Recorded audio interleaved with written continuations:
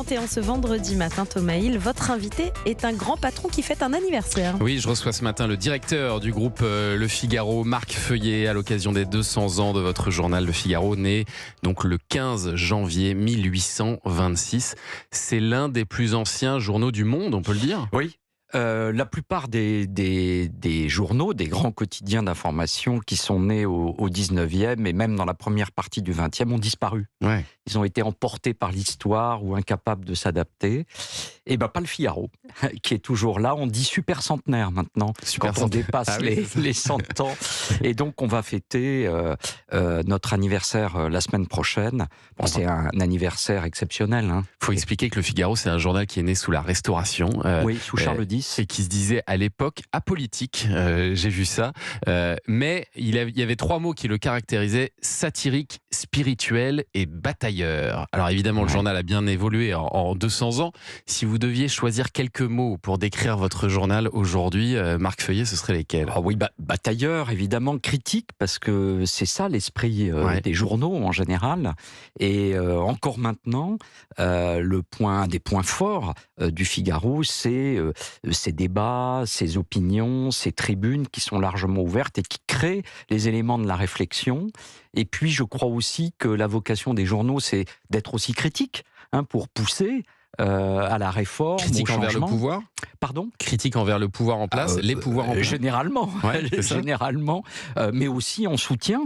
Quand les réformes sont bonnes. Je crois que ce qui caractérise quand même ces 200 ans, c'est qu'on a le sentiment que le Figaro, et c'est peut-être d'ailleurs une des raisons de sa pérennité, a quand même une grande continuité dans ses valeurs.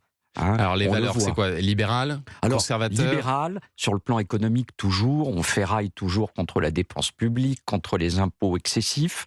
Je rappelle que Gaston Calmette, un des directeurs du Figaro, a été assassiné sur une affaire liée à l'impôt sur le revenu. Ah oui, d'accord. Alors évidemment, Alexis Brézet, notre directeur de la rédaction, s'est méfié au moment de la taxe Zuckman, quand on ferraillait pour éviter qu'elle soit votée. Mais voyez donc de la pérennité dans ces combats autour de l'économie, de la libre entreprise, une certaine conception de l'ordre social aussi, de l'autorité, de l'éducation. Et puis je crois aussi que c'est un journal qui est très ouvert, qui est hédoniste, qui est ouvert vers les plaisirs, la culture, la littérature, le vin, la gastronomie. Avec le Figaro Magazine en particulier. Avec le Figaro Magazine et Madame Figaro, tout à fait, c'est une offre généreuse. Et est-ce que l'étiquette de journal de droite vous va ou vous la rejetez ? De toutes les droites, jusqu'au centre, par exemple. Mais ça n'exclut pas aussi que des gens de gauche nous lisent.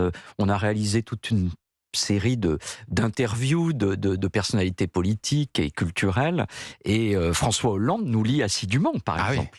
Et alors pour ce bicentenaire, là, c'est vrai que vous avez mis les petits plats dans les grands, Marc Feuillet, un budget de 3 millions d'euros pour un hors-série, un livre, un doc, une exposition au Grand Palais. C'est quoi ? C'est une immense opération de communication que vous faites là. C'est une très grosse opération de communication pour nous, comme on n'en a pas fait depuis, je dirais, des années. Je crois que c'est un message aussi très positif pour les médias et pour les journaux. Donc, que va-t-il se passer ? Il y aura la semaine prochaine une très grande exposition au Grand Palais. Du 14 au 16 janvier. Du 14 au 16 janvier, c'est ouvert toute la journée. Il y a plus de 45 000, il y aura 50 000 à mon avis visiteurs, puisqu'on continue à enregistrer des réservations qui vont venir. C'est gratuit. Ouvert au public. Notre objectif, c'est vraiment d'aller le plus loin dans la rencontre avec les lecteurs ou les internautes, de manière à ce que on se rapproche encore d'eux, parce que cet anniversaire, c'est aussi pour eux. Ils leur est dédié en quelque sorte. Et qu'est-ce qu'ils vont voir au Grand Palais alors une grande exposition sur l'histoire du Figaro. Il y aura 300 documents qui sont reproduits sur des murs de 6 mètres de haut, 25 mètres de large, il y en a 4. Il y a des alcôves avec des sujets qui sont creusés, l'affaire Dreyfus, bien sûr, l'assassinat de Calmette, et puis tout un certain nombre d'événements de l'histoire de notre pays, parce que l'histoire du Figaro, c'est à la fois l'histoire des médias. Vous parliez de Charles X, c'était l'époque de la censure. Le Figaro utilisait des métaphores littéraires pour essayer de parler librement. Ouais. Donc c'est l'histoire des médias aussi, et puis c'est l'histoire du pays, bien sûr. Évidemment.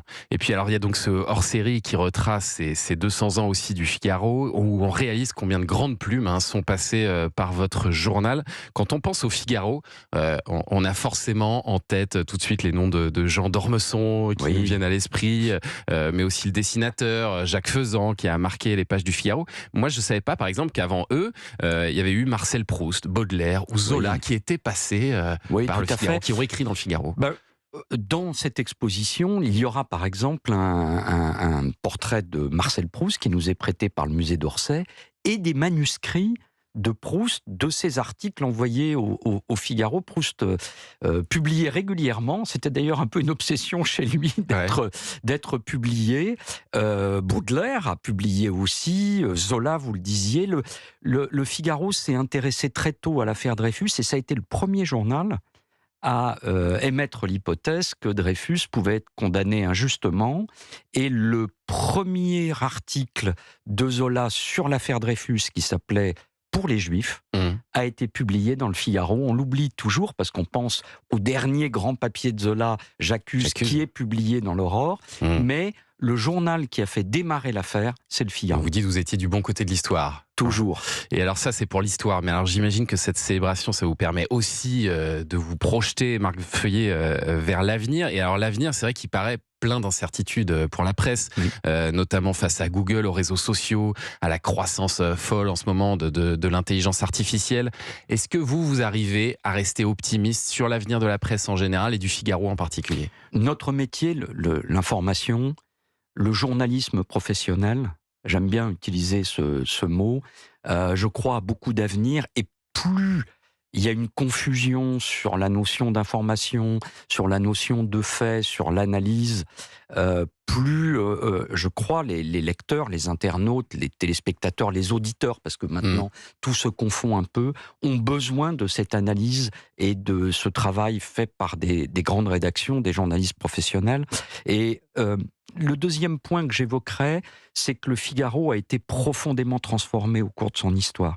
C'est un journal qui donne l'impression d'être toujours le même, mais en réalité, pour survivre 200 ans, il faut qu'il se transforme profondément. Qui se diversifie aussi. Vous êtes beaucoup diversifié dans plein d'activités. Je crois, il n'y a pas maintenant un Figaro, il y a des Figaro. Oui, c'est une marque en fait. Le site internet, vous le savez, est très puissant, c'est un des premiers sites en France. Le quotidien, bien sûr, ces magazines, vous avez cité toutes nos publications régulièrement. On fait des hors-séries, des guides, des livres, les podcasts, bien sûr, parce qu'on en enregistre. On a même lancé un canal audiovisuel, vous le savez, qui est distribué par MyCanal, TF1+, et par les opérateurs télécoms, qui reprend beaucoup de débats de nos propres journalistes, et bien sûr les réseaux sociaux. Ils sont devenus un prolongement. Et dans tout ça, les chiffres sont bons. Combien de personnes lisent le Figaro ? Je vais vous donner 3 chiffres, peut-être. Le premier, c'est Médiamétrie. Ça évoque quelque chose. On parlait des très beaux scores d'Europe avant de commencer l'émission. Le Médiamétrie de novembre est sorti sur les sites d'information. Et le Figaro est le premier site d'information en France en médiamétrie, en rassemblant plus de 20 millions de visiteurs uniques chaque mois. Deuxième chiffre, le nombre de fois où le site est visité, le site ou l'application. En décembre, le classement de la CPM nous fait ressortir aussi en tête 240 millions.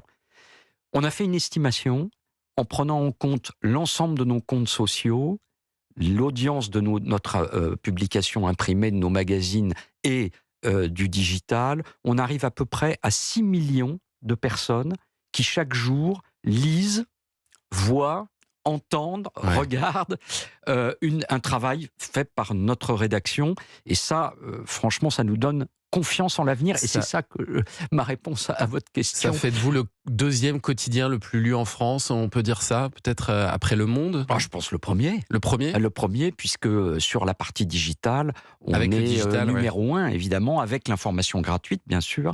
On est numéro 1, oui. Nos concurrents, je dirais, c'est aussi les chaînes d'infos, le service public.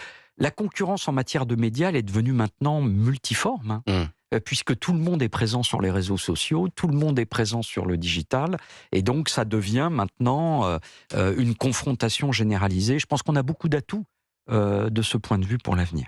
Et vous avez raison de fêter en grande pompe cet anniversaire, les 200 ans du Figaro, avec ce hors-série, un documentaire donc à voir le 12 janvier, je le signale, 22h55 sur France 2. Et puis donc cette rétrospective gratuite au Grand Palais du 14 au 16 janvier. Merci beaucoup Marc Feuillet, et bon anniversaire au Figaro et à ses équipes.